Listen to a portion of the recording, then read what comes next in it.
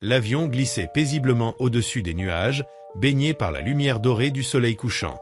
Les passagers, certains plongés dans leurs écouteurs, d'autres dans leurs rêves, semblaient profiter d'un vol sans histoire. Au milieu d'eux, une jeune femme noire dormait profondément, la tête appuyée contre le hublot, comme si rien ne pouvait troubler son repos. Personne ne la remarquait vraiment, pas même les hôtesses qui circulaient dans l'allée. Elle paraissait être une passagère ordinaire, invisible parmi tant d'autres.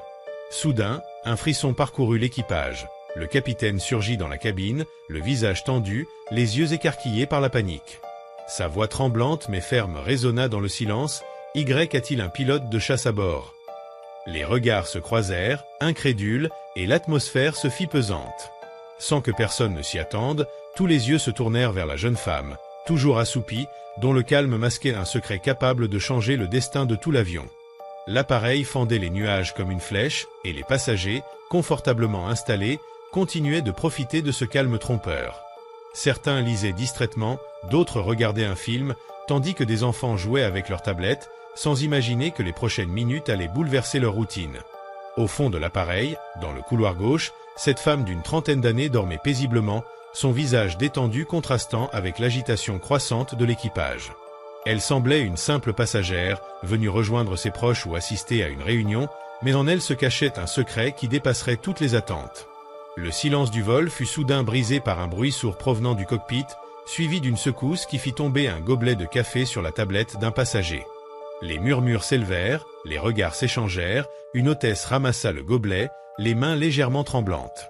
Quelques minutes plus tard, le capitaine sortit du cockpit en marchant à grands pas, livide et crispé par l'inquiétude.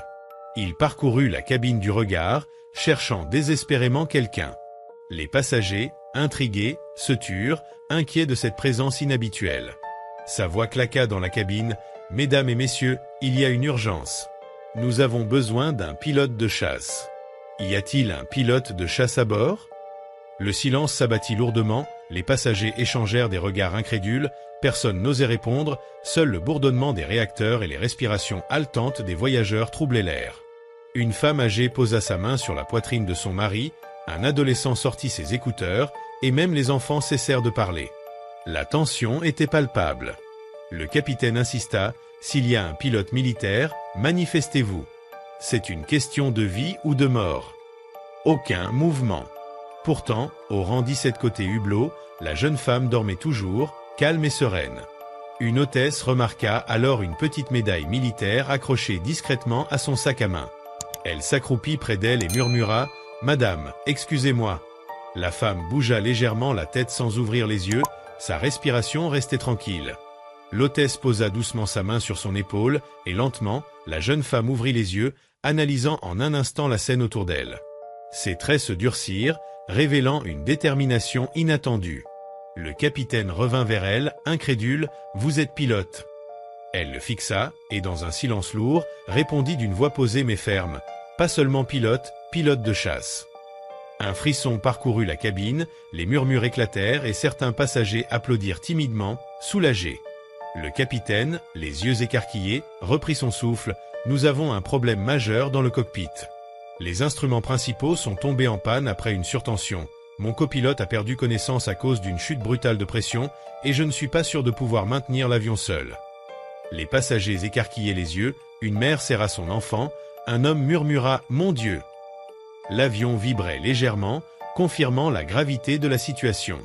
La femme, désormais pleinement éveillée, passa sa main dans ses cheveux noirs, se redressa, croisa les bras et fixa le capitaine. « Quelle est la situation exacte ?» demanda-t-elle d'une voix ferme.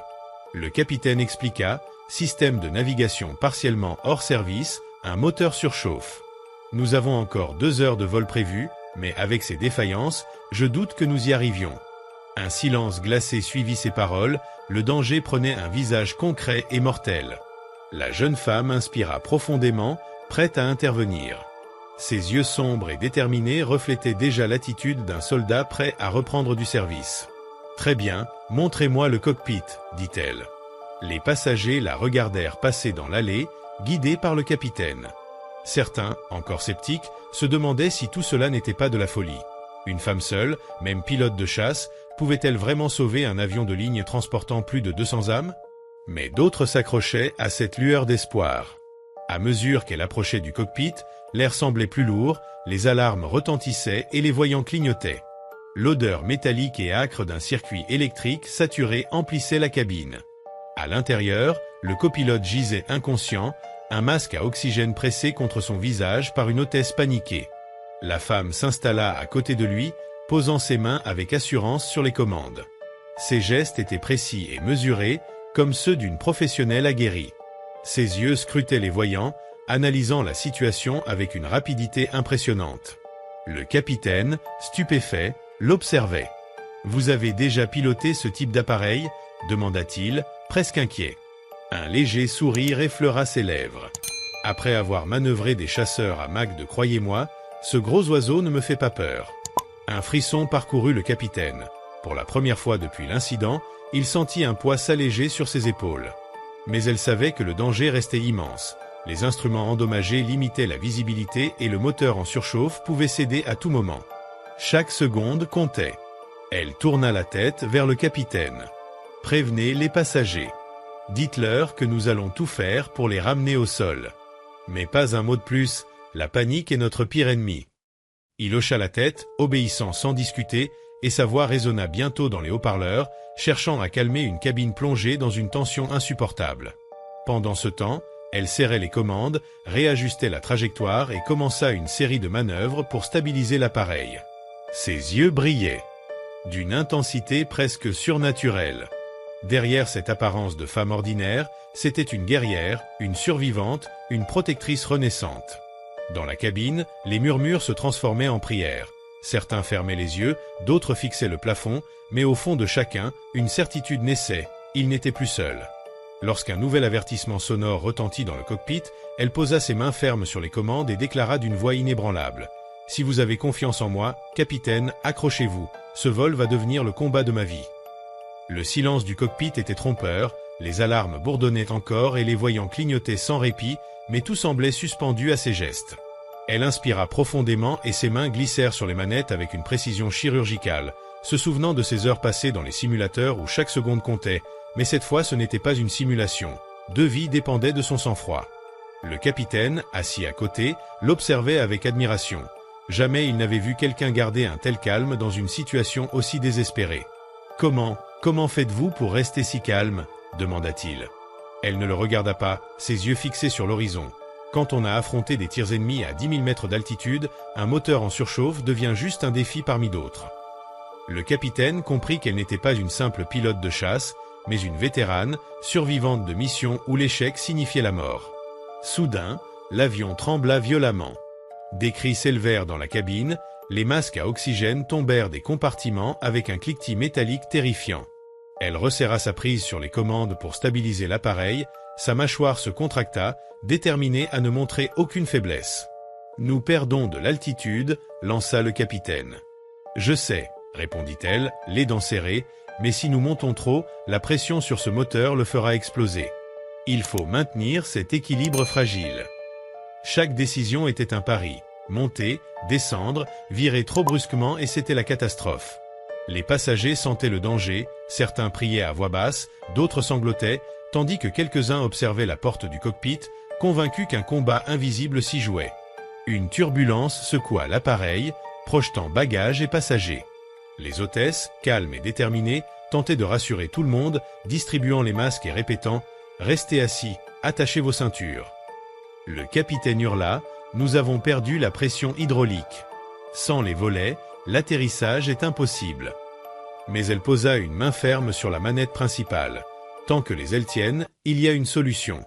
Elle plongea dans ses souvenirs de missions militaires, calculant chaque mouvement avec précision, jouant avec la poussée des moteurs pour compenser la perte des volets. L'avion plongea à nouveau, les passagers hurlant de terreur, certains priant à haute voix. Mais derrière ces gestes précis, elle restait imperturbable, déterminée à ramener tout le monde sain et sauf. Ses yeux, fixés sur l'horizon, reflétaient la concentration d'une lionne prête à bondir, et dans chaque mouvement, chaque décision, elle insufflait courage et espoir à ceux qui avaient peur. Les applaudissements et cris d'encouragement commencèrent à se faire entendre, une énergie nouvelle parcourant la cabine. Alors que l'avion retrouvait une trajectoire plus stable, un signal rouge clignota sur le tableau de bord, pression hydraulique en chute libre. Le capitaine pâlit, Mais elle serra les commandes plus fort, son regard brûlant d'une intensité nouvelle. Il fallait improviser, et à cet instant précis, l'histoire prenait une tournure que personne n'aurait pu imaginer, transformant le cockpit en un torrent de lumière rouge et orange, tandis que le vacarme des réacteurs vibrait dans toute la carlingue et que chaque seconde rapprochait l'avion d'une tragédie. Mais elle, impassible, analysait chaque indicateur, calculant chaque geste, chaque mouvement, déterminée à sauver tous ceux à bord. Malgré le chaos, une chose était claire, cette femme était le seul espoir des passagers. Le capitaine, d'une voix brisée, demanda « Vous pensez vraiment pouvoir le faire ?» Elle tourna la tête vers lui, les yeux étincelants de détermination. « Je ne pense pas, je vais le faire. » Ses mains se posèrent fermement sur les commandes, jouant avec les gaz, ajustant les moteurs, faisant basculer l'avion d'un côté à l'autre comme si elle dansait avec la mort. Chaque mouvement était millimétré, chaque seconde arrachée au néant. À l'arrière, la cabine tremblait, mêlant peur et admiration. Les passagers sentaient, sans même regarder, que quelque chose d'extraordinaire se passait dans le cockpit. Une femme qu'ils avaient ignorée quelques heures auparavant tenait désormais leur destin. Le sol se fit visible à travers les hublots, les nuages s'écartèrent, révélant une piste d'atterrissage d'urgence au loin. Le capitaine s'exclama, étonné, « Comment avez-vous trouvé cette piste ? Nos radars sont hors service. » Elle esquissa un léger sourire, « On n'oublie jamais les cartes aériennes. Je connaissais ce secteur et savais qu'une base militaire se trouvait à moins de 100 km. » Un frisson parcourut le capitaine, elle n'était pas seulement courageuse, elle était préparée. L'avion descendit à une vitesse effrayante. Les passagers hurlaient, certains fermaient les yeux pour ne pas voir la chute, mais dans le cockpit, elle restait froide, concentrée sur la piste. « Tenez-vous prêts » lança-t-elle fermement. « Cet atterrissage sera brutal, mais nous nous en sortirons. » Les moteurs rugirent, l'avion vibra comme une bête blessée, puis les roues touchèrent enfin le sol. L'appareil rebondit, menaçant de basculer, mais elle maintint la trajectoire, utilisant la poussée inverse des moteurs alors que les freins mécaniques échouaient. L'avion dérapa, laissant derrière lui une traînée de fumée noire. Peu à peu, la vitesse diminua et il s'immobilisa avec un grincement prolongé. Un silence irréel régna dans la cabine avant que les passagers, incrédules, éclatent en sanglots et applaudissements. Le capitaine, les larmes aux yeux, posa sa main sur son épaule. « Vous venez de sauver des centaines de vies. » Elle répondit doucement. « Non, capitaine, j'ai juste fait mon devoir. » Ce jour-là, cette femme ignorée, presque invisible au départ, gravait son nom dans l'histoire. Une petite fille courut vers elle et elle la prit dans ses bras, tandis que les passagers se levaient pour la remercier. Elle restait humble, répondant par un sourire discret et quelques mots rassurants. Le personnel militaire, accouru sur la piste, reconnut immédiatement la pilote d'élite disparue des radars médiatiques depuis des années, décorée pour ses missions à haut risque. Personne ne s'attendait à ce qu'elle réapparaisse ainsi, et ce jour-là, elle devint plus qu'une héroïne, un symbole de courage discret et de force inattendue. Les médias relayèrent son exploit, mais elle refusa les projecteurs et poursuivit sa route discrètement. Dans le cœur de chacun, une leçon resta, ne jamais sous-estimer ceux que l'on croit invisibles. Après l'atterrissage brutal, le silence qui avait suivi semblait presque irréel, comme si le temps s'était arrêté pour laisser respirer ceux qui avaient frôlé la mort. Les passagers, encore figés par l'adrénaline, se regardaient avec des yeux écarquillés, certains tremblants, d'autres sanglotant silencieusement, incapables de trouver les mots. La jeune femme, toujours humble et mesurée, descendit lentement du cockpit, sa combinaison militaire légèrement froissée, ses mains tachées d'une fine couche de poussière de métal brûlé et de sueur. Les secours militaires, arrivés en trombe, entourèrent l'avion, évaluant les dégâts et sécurisant la zone, mais tous, y compris les officiers les plus gradés, ne purent que saluer le calme absolu et l'efficacité de celle qui venait de sauver plus de 200 vies. Les journalistes, présents malgré la zone sécurisée, tentaient d'obtenir un mot, une réaction, une image, mais elle disparut presque dans la foule, guidée par un officier qui la connaissait depuis ses missions les plus risquées. Dans les heures qui suivirent, les passagers furent transportés vers un centre médical et psychologique improvisé où chacun devait être évalué pour choc, stress ou blessure légère. Pourtant, même sous perfusion de calmants et entouré d'experts, aucun n'oubliait l'éclat de détermination dans les yeux de la pilote. Les conversations, d'abord fragmentées et chuchotées, se transformèrent en récits exaltés, chacun racontant comment cette femme, invisible jusque-là, était devenue le pilier autour duquel tous avaient survécu. Des larmes de gratitude se mêlaient aux applaudissements tardifs et même les plus sceptiques de la première heure se surprenaient à raconter à voix haute « Je l'ai vue, elle a tenu l'avion dans ses mains ». Pendant ce temps, la pilote retrouvait enfin un peu de solitude, assise dans un coin discret du terminal militaire, observant les réactions avec un mélange de calme et d'humilité. Son esprit, pourtant, ne s'arrêtait pas. Elle repensait aux instruments endommagés, aux moteurs surchauffés, aux manœuvres complexes qui avaient permis de stabiliser l'avion. Chaque mouvement avait été millimétré, chaque décision pesée, et elle savait que sans son sang-froid et sa préparation, le bilan aurait été catastrophique. Mais au fond d'elle-même, une question persistait. Pourquoi, après tant d'années à servir dans l'ombre, le destin n'avait-il choisi cet instant précis pour la rappeler à la lumière ?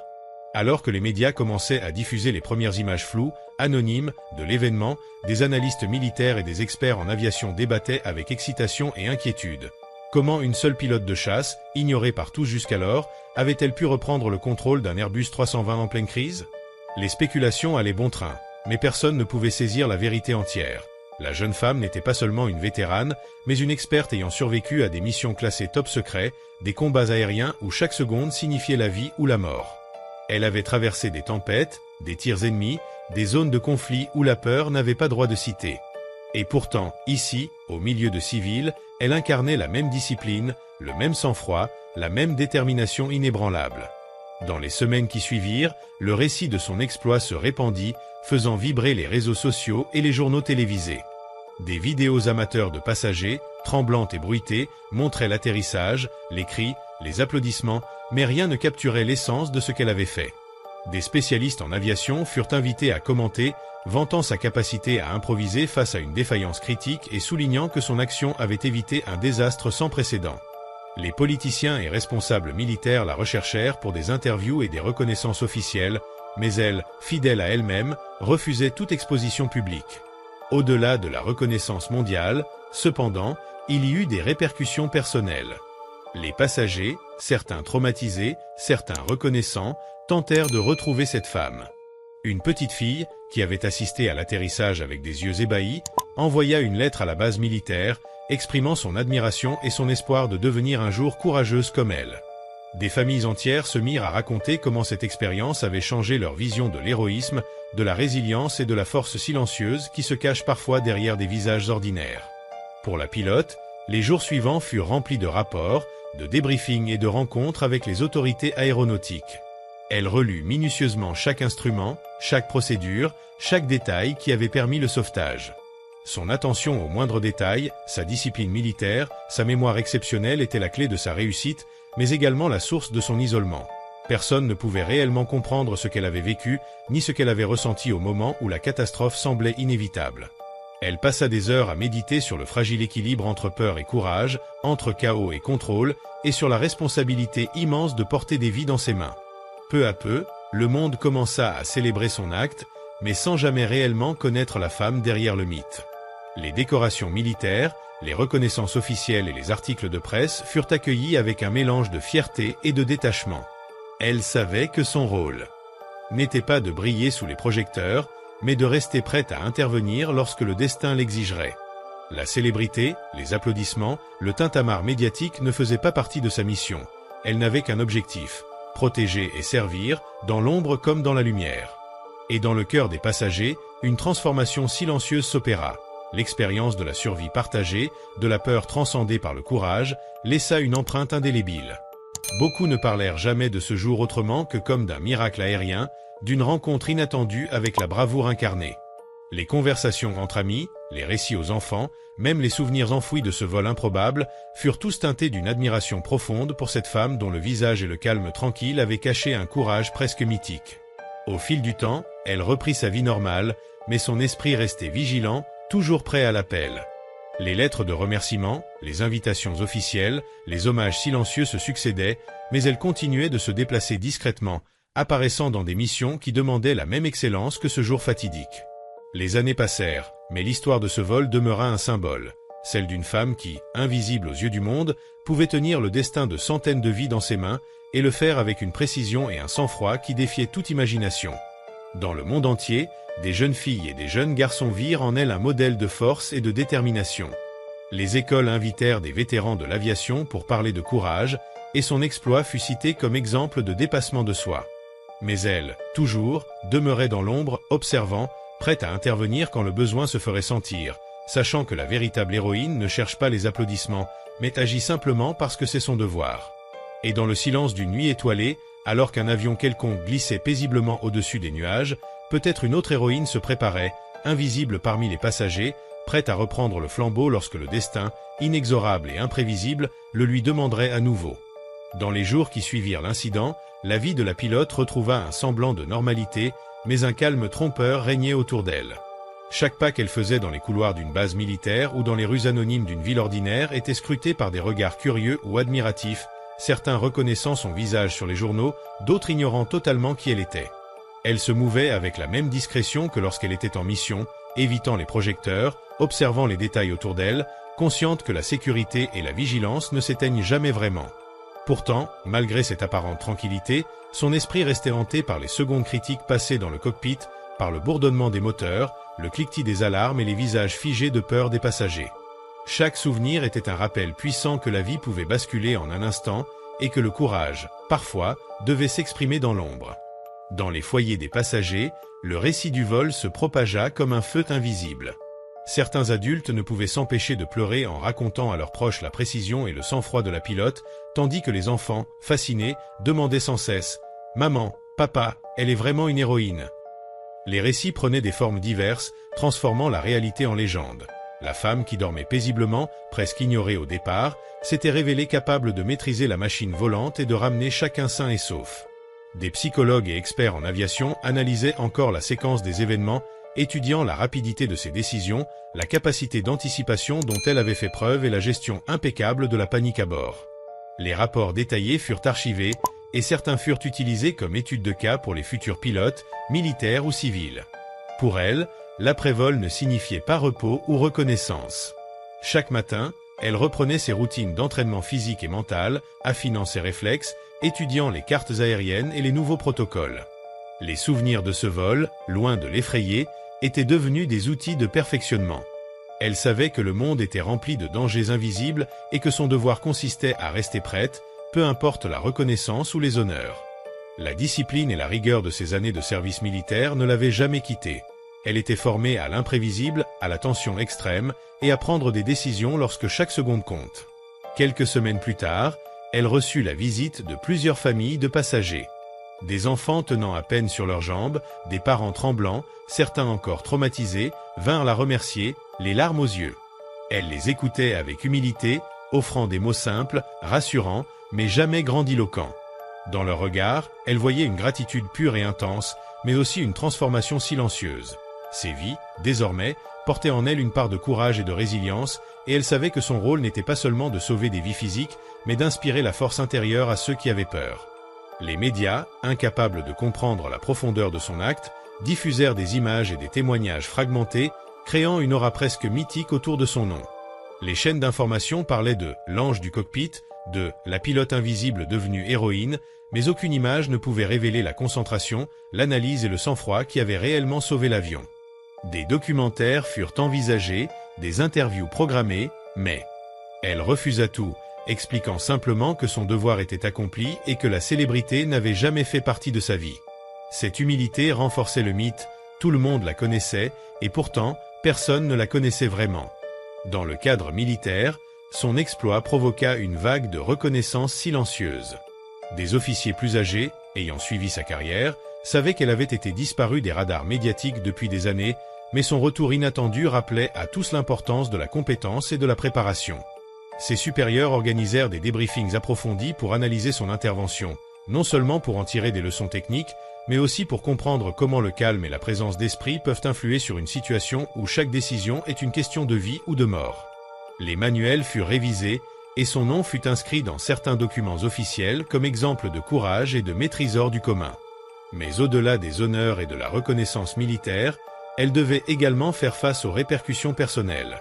Chaque nuit, les cauchemars revenaient, le moteur en surchauffe, les instruments défaillants, les visages des passagers figés par la peur.